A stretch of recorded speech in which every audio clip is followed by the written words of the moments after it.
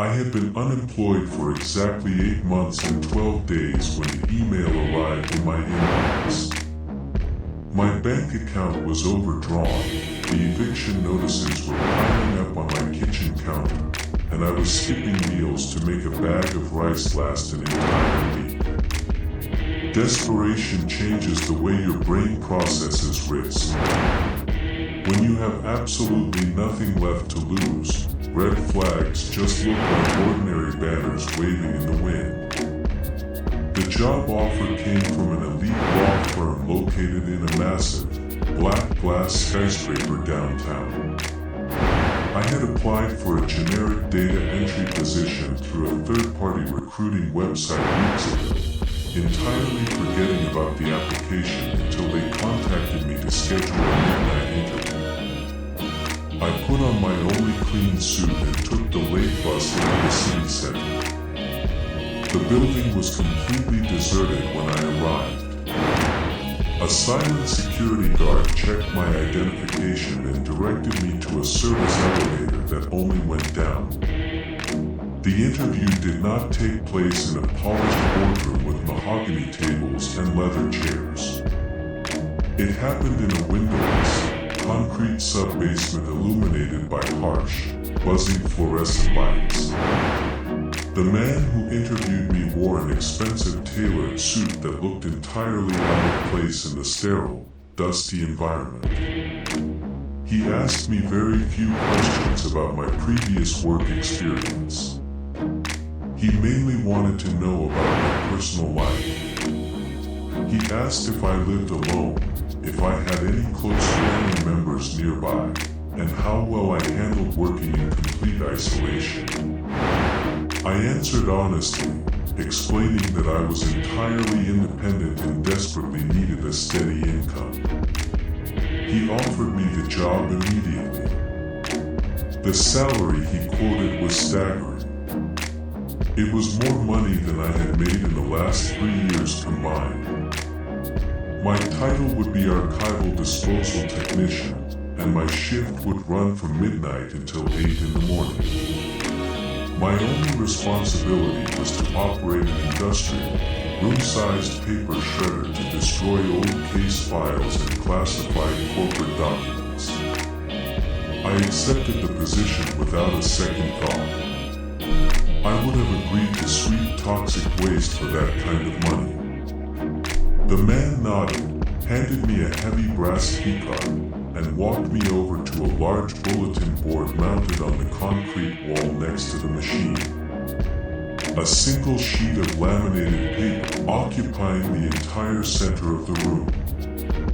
A wide rubber conveyor belt sloped upward, leading into a heavy steel hopper where interlocking rows of razor-sharp metal drums waited to grind anything into microscopic confetti. Beside the machine stood dozens of heavy cardboard boxes stacked nearly to the ceiling, all filled to the brim with paperwork. I pressed the heavy green power button on the control panel. The machine roared to life.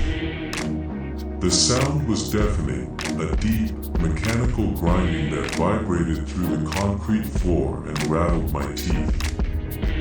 I grabbed the first box, pulled it over to the conveyor belt, and started grabbing handfuls of manila folders. I tossed them onto the moving rubber belt and watched them travel upward before falling into the metal hopper. The steel teeth caught the paper, pulling the folders down with a violent, tearing crunch. The machine devoured the documents effortlessly, spitting a steady stream of fine white dust into an enormous clear plastic collection bag attached to the exhaust vent. The work was mindless and deeply monotonous. For the first few hours, my mind wandered as my hands automatically grabbed, tossed, and reached for more paper. The isolation of the room was heavy, pressing against my eardrums beneath the roar of the machine. The fluorescent lights buzzed with a steady rhythm. The air smelled strongly of dry paper dust, hot metal, and the faint, bitter scent of machine oil. I was emptying the 14th box of the night when I saw the first anomaly. Mixed in among the standard, beige manila folders was a single, brightly colored red folder. The thick cardstock was completely unmarked, lacking any labels, barcodes, or identifying features. I remembered the first rule on the laminated sheet. I grabbed the red folder firmly, intending to toss it directly onto the conveyor belt without opening it. My hands were coated in a fine layer of paper dust, making my grip slippery. As I swung my arm toward the belt, the folder slipped from my fingers. It hit the edge of the steel hopper and fell backward, landing flat on the concrete floor near my boots. The impact caused the folder to pop open. A thick stack of loose paper slid out, fanning across the dusty ground. I knelt down to gather the papers, fully intending to shove them back into the folder unread. However, the font on the top page was unusually large, and my eyes instinctively registered the words before I could look away.